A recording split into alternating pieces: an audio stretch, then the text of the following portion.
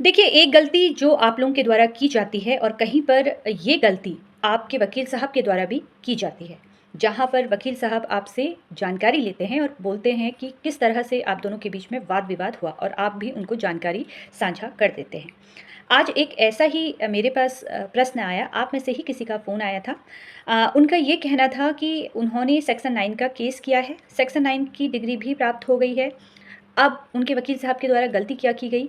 गलती उन्होंने ये की कि जहाँ वो अपनी पत्नी को बुलाने के लिए सेक्शन 9 का सहारा ले रहे हैं, वहाँ पर उन्होंने ये बात रख दी है कि जो इनकी पत्नी है, उनका अफ़ेयर पहले विवाह से पूर्व चल रहा था, जिस कारण ये नहीं आ रही हैं। जहाँ पर आप घर बचाने की बात कर रहे हैं, जहाँ पर आप ये चाह रहे हैं कि आपकी पत्नी घर वापसी करे और आप ये दिल से चाह रहे हैं कि हमारे बीच में सारी चीज़ें सही हो जाएँ, हम न्यायालय में ना जाएँ, तो इस तरह का पॉइंट वहाँ पर आपको नहीं लिखवाना है। इस तरह से किसी भी महिला को यानी कि आपकी पत्नी के ऊपर इस तरह से झूठा आरोप नहीं लगाना है, जहाँ पर आपके द्वारा ये नहीं देखा गया है कि उनका पहले से कोई अफ़ेयर रहा होगा या आपके सामने उन्होंने कभी कोई बात नहीं की है, उसके बावजूद आप अगर सेक्शन 9 के केस के साथ इस तरह से उनको जब नोटिस भेजते हैं, इस तरह से जब उन पर आरोप लगा रहे हैं, तो ये कहीं की समझदारी नहीं है।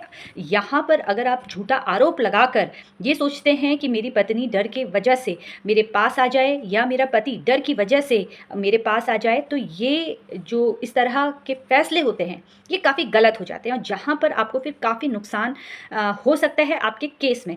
इसलिए जब भी आपको कोई भी जानकारी साझा करनी है, तो वही साझा कीजिए जहाँ पर आपको 100% ये लगता है कि ऐसा मेरी पत्नी ने किया है या मेरे पति ने ऐसा किया है। विवाह से पूर्व किसी के साथ संबंध हुआ है, तो वहाँ पर वो उनका विवाह से पूर्व का समय था, जो जिस वक़्त आप वहाँ पर मौजूद नहीं थे। अब इस बात में कितनी सच्चाई थी या नहीं थी, वो तो वो महिला जानती है। लेकिन अगर आप ये बात निकाल कर लिखाते हैं, तो यहाँ पर आप फिर घर बचाने में आपको काफ़ी दिक्कत का सामना करना पड़ सकता है। इसलिए इस तरह की चीज़ें आपको नहीं लिखानी है, ख़ास तौर पर अगर आप ये चाह रहे हैं कि आपकी पत्नी की घर वापसी हो जाए। ये बहुत इम्पोर्टेंट पॉइंट मैंने आपके साथ साझा किया, वो इसलिए कि अगर आप भी ऐसी गलती करने की सोच रहे हैं, तो ये गलती आप ना करें। फ़िलहाल कानूनी जानकारी प्राप्त करने के लिए इसी तरीके से मुझसे जुड़ते रहिए। धन्यवाद। देखिए, महिलाओं की सुरक्षा के लिए समय-समय पे कानून बनाने की आवश्यकता है और बिल्कुल बनने भी चाहिए। जहाँ पर महिला के साथ अत्याचार होता है, तो वहाँ पर दोषी व्यक्ति को कड़ी से कड़ी सज़ा का भी प्रावधान होना चाहिए।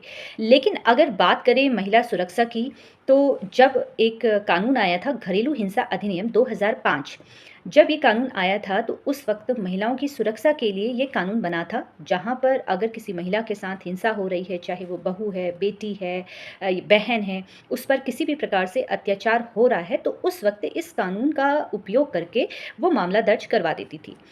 और एक सेक्शन आया था 498 आईपीसी में, जो अब नए सेक्शन के नए कानून के अनुसार अब सेक्शन 85 हो गया है। जब ये कानून आए थे, तो वहाँ पर महिलाओं की सुरक्षा को ध्यान में रखते हुए ये कानून बनाए गए थे। उस समय उन महिलाओं पर जो 2005 से पहले की महिलाएँ थीं, उन पर बहुत अत्याचार होता था, तो इस कानून को लाने की आवश्यकता हुई जहाँ पर सज़ा का प्रावधान भी था। उस वक़्त महिलाओं को दहेज के लिए टॉर्चर किया जाता था, जहाँ पर महिलाओं को ये उसके भाई के द्वारा, पिता के द्वारा या पति के द्वारा टॉर्चर किया जाता था। और इसका उद्देश्य था ऐसी ही महिलाओं को कानून का हक दिलाना। लेकिन जब ये कानून आया था वो 2005 की बात थी, जब वाक़ई अत्याचार होता था। लेकिन अब जब इतना समय बीत गया है, वहाँ पर हमारे समाज में काफ़ी परिवर्तन हुआ है। जैसे महिलाएँ पढ़ी-लिखी हो गई हैं, महिलाओं में समझ ज़्यादा हो गई है। आपके माता-पिता ये भी कहते हैं पहले आप नौकरी कीजिए, उसके बाद विवाह कीजिए। कहीं न कहीं महिला नौकरी करती है, हर एक महिला आजकल नौकरी कर रही है, चाहे वो छोटा काम है, चाहे वो बड़ा काम है। लेकिन अब जो धारा 2005 में बनाई थी या 498 ए में ये सेक्शन बनाए गए थे, तो वहाँ पर उस वक़्त महिलाएँ पढ़ी-लिखी नहीं होती थी। उस समय इतना मोबाइल का टाइम नहीं था कि हर एक परिवार की बात दूसरे परिवार तक पहुँचे, यानी कि ससुराल वालों की बात मायके तक पहुँचाई जाए। अब जो ये समय है, यहाँ पर पल-पल की जो जानकारी होती है ससुराल की, वो मायके तक बिल्कुल पहुँच जाती है और जहाँ पर ये बातें पहुँची होती है, वहाँ पर उस परिवार में कहीं न कहीं मतभेद की स्थिति उत्पन्न हो जाती है।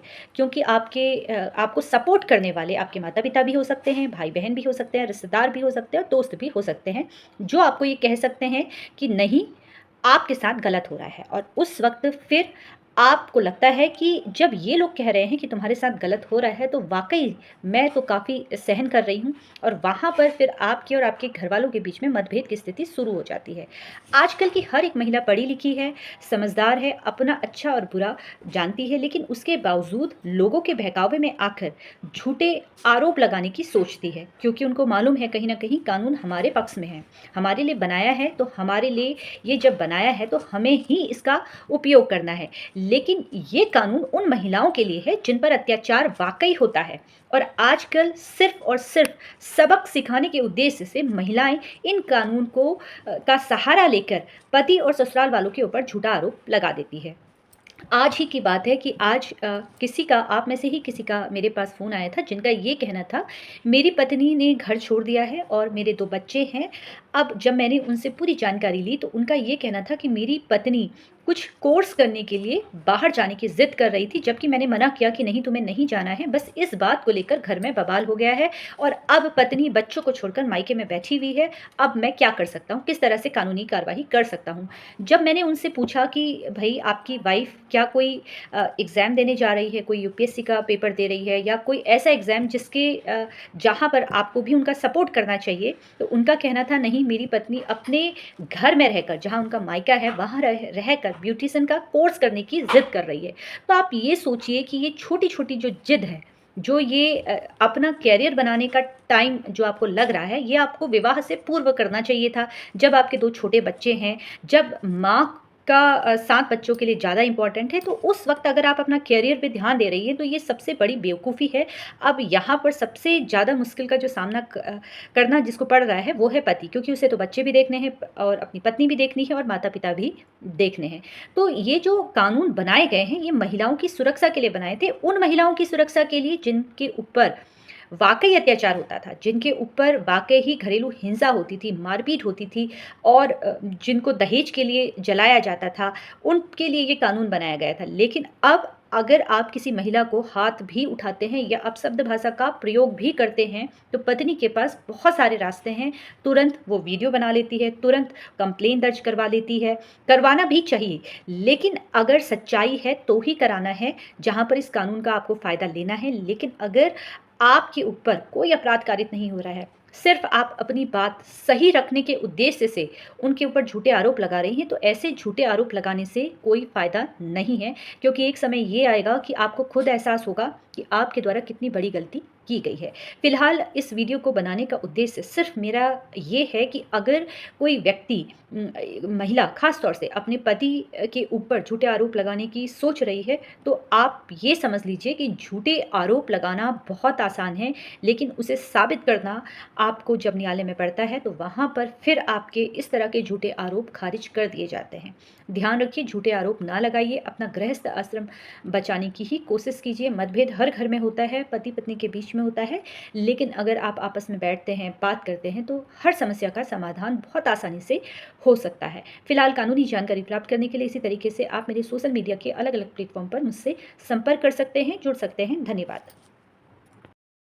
देखिए, सबूत आपके पास है नहीं और पत्नी ने आपके ऊपर झूठे आरोप लगा दिए हैं। अब आप इस बात को न्यायालय में कैसे साबित करेंगे? आज इस वीडियो के माध्यम से मैं आपको यही जानकारी देने वाली हूं कि सबूत का अभाव आपके केस में है और ये बात आप न्यायालय में कैसे सिद्ध करेंगे। जी हाँ दोस्तों, मेरा नाम एडवोकेट स्मिता है और एक नई कानूनी जानकारी के साथ आप सभी लोगों के मध्य में उपस्थित हूँ।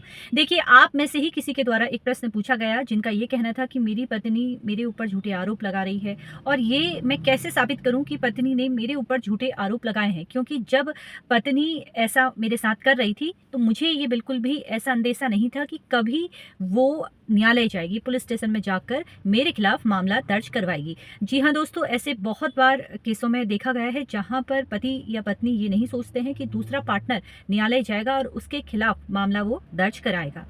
देखिए, जो पहला इनका प्रश्न था, ये प्रश्न था कि सबूत कहाँ से इकट्ठा किए जाएं। जब पति को ये लगता है कि पत्नी तो कभी थाने जाएगी नहीं और पर पत्नी थाने पहुँच जाती है। देखिए, सबूत की बात है तो मैं आपको बता दूँ कि आपकी पत्नी जब पुलिस स्टेशन जाती है तो वहाँ पर उसके द्वारा ये लिखाया जाता है कि आपने उनके ऊपर अत्याचार किया है, आपने मारपीट की है, आपने गाली-गलौज किया है, आपकी माताजी ने स्त्री धन रखा हुआ है, आस-पड़ोस वाले आपको ये कहते थे कि आप इन पर ऐसी हिंसा ना करें, आपके रिश्तेदारों के ऊपर झूठा आरोप लगा दिया है, छेड़खानी का आरोप लगा दिए हैं। देखिए, जो महिला वो सारी चीज़ें लिख रही हैं, वो भर-भर के जो उन्होंने अपनी कंप्लेन में लिखाया है, जो एफआईआर आपके विरुद्ध रची गई है, जहाँ पर महिला झूठा आरोप लिखाया हुआ है, तो वो जो पॉइंट महिला के द्वारा लिखे गए हैं कि आपने मारपीट की गई है, आपने उनसे मारपीट की, तो ये मारपीट वाला जो वर्ड है, यही आपको साबित करना है कि आपके द्वारा ऐसा नहीं किया गया है। क्या उनके पास कोई ऐसी फ़ोटो है?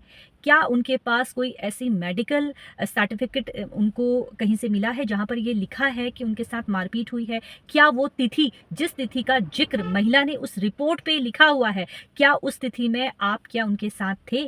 क्या घटना स्थल के बारे में वर्णन किया हुआ है? ऐसी बहुत सारी चीज़ें हैं जो सबूत आपको उसी कंप्लेन में बिल्कुल आसानी से मिल जाती है। जिस रिश्तेदार पर छेड़खानी का आरोप लगाया गया है, क्या वो रिश्तेदार उस दिन उसी शहर में था?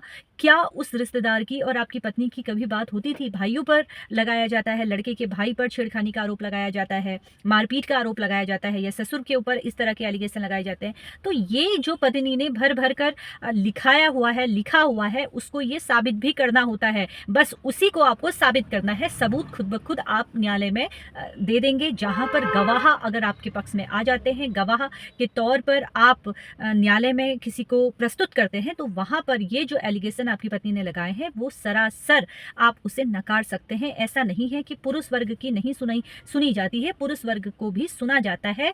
न्यायालय में ऐसा बिल्कुल नहीं है कि सिर्फ महिलाओं की सुनी जाती है। बस आपको थोड़ा संयम रखना है, थोड़ा अपने आप पर आत्मविश्वास रखना है, तो पूरा मामला आपकी ओर आएगा। लेकिन थोड़ा संयम रखिए और सलीके से आप अपने केस को लेके जाइए। कहीं पर कोई जल्दबाजी नहीं करनी है। झूठा आरोप अगर महिला लगा रही है तो बहुत आसानी से वो केस जीता जा सकता है। फिलहाल कानूनी जानकारी प्राप्त करने के लिए इसी तरीके से मुझसे जुड़ते रहिए। धन्यवाद।